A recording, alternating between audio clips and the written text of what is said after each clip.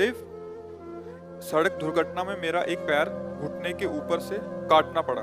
देखो, शरीर में जो भी पीड़ा आएगी या हो चुकी है या है, वो हमारे कर्म का परिणाम है, किसी और के नहीं। अब क्या है कि जैसे इस बार भले इस जन्म में आप मांस ना खाते हो, मान लो इस जन्म में ना खाया हो, हम क्या जाने कि खाया कि नहीं। पशुओं के साथ कैसा व्यवहार किया जाता है, कैसे लोग कैसे करते हैं, वो भी जीव है।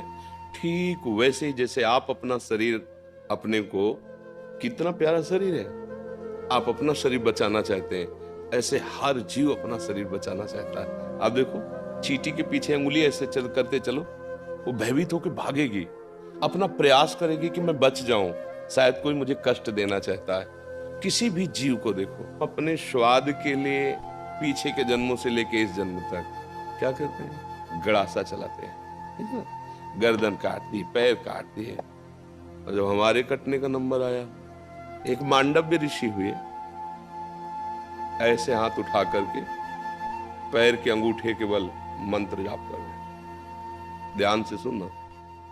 कुछ चोर लोग राजा के खजाने में सेंध लगा दी।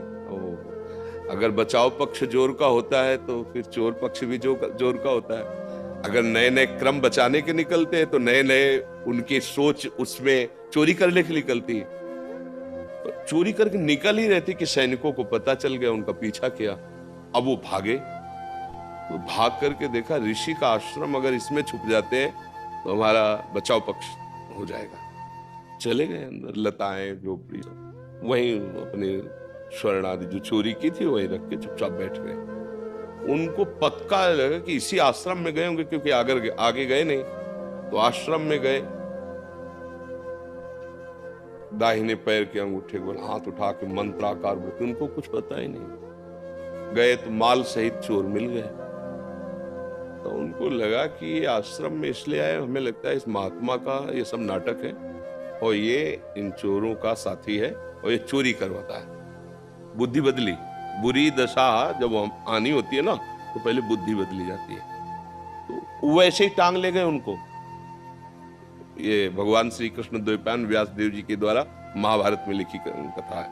उठा ले गए, वैसे ध्यानस्थ वो समाधि में 8-10 ऐसे सामने चोर, पीछे महात्मा।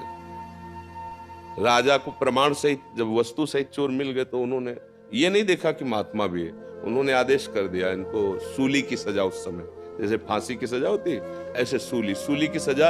एक भाले जैसा यंत्र, ऐसे नीचे से खंबे जैसा, ऊपर एकदम भाला जैसा, और बराबर की ऊंचाई में ले जाकर गुदा द्वार से ऐसे छोड़ दिया जाता था ऊपर से। तो वो जितनी घुस पाई, इसके बाद वो आदमी गुदा द्वार में सूली घुसी, और वो तड़प रहा है।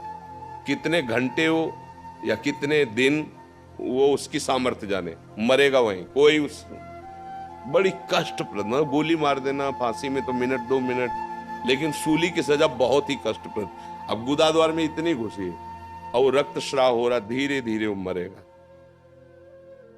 दूसरे जब दंड वाले आते थे जिनको, तब वो उतारे जाते थे 1, 2 दिन, 3 दिन में ऐसे।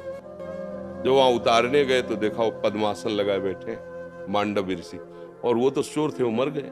उनको हटाया, भाग के गए राजा से, कोई अपराध बन गया। वो तो कोई सच्चे महात्मा थे जिनको हम पकड़। बोले महात्मा को पकड़ के लाए? बोले महाराज हमको लगा कि वो आश्रम में। तो अब वो भयभीत हो गए, क्योंकि आगे गाय और ब्रह्म ऋषियों को करके गए। कहा महाराज मुझे बिल्कुल पता नहीं था, आप क्षमा कीजिए, मेरे से अपराध बन गया। उनका नहीं, बस ये हटाओ, सूली से मुझे उतरवाओ, मैं तुम्हें दंड नहीं दूंगा, मैं सीधे धर्मराज को दंड दूंगा, उतारू तो मुझे। लाख उपाय किया गया, वो शूली उनके गुदा द्वार से हटी ही नहीं, काट दिया गया। सीधे अंतर ध्यान में धर्मराज के पास पहुंचे और उन्होंने कहा मुझे बचपन से याद है कि मैंने कोई अपराध नहीं किया, फिर मुझे ये सजा क्यों मिली? लोहा अंदर ठसा हुआ, उसे काट दिया गया, निकला ही नहीं। मैं तुम्हें अभी दंड देता हूं, क्योंकि तपस्या के धनी थे। तो धर्मराज इनका रुको रुको रुको। तो जैसे अपने ने कि टीवी चैनल लगा दे तो दिखाई देता है, ऐसे का देखो आप। तो 8 वर्ष के थे, एक तितली को उठाया, और बम्बूल का कांटा होता है ना, बार बार उसके गुदाद्वार में ऐसे खिलवाड़ में, बच्चे थे, ऐसे करके छोड़ दिया। बोले उसका फल है ये कि सूली निकाली नहीं गई, अंदर धसी हुई, क्योंकि कांटा निकाला नहीं था। आप अपने योग बल से सह गए, नहीं तो जैसे तितली मर गई थी वैसे तुम्हें मर। एक तितली के गुदा में कांटा डालने से, ये महर्षि हैं इतने सामर्थ्यशाली कि सीधे जहां अन्याय होता है वहीं पहुंच गए, धर्मराज के पास। तो बोलो इतने बड़े ऋषि का कर्म, उनको दंड दिया ना, तो हमारे तुम्हारे कितने कर्म है?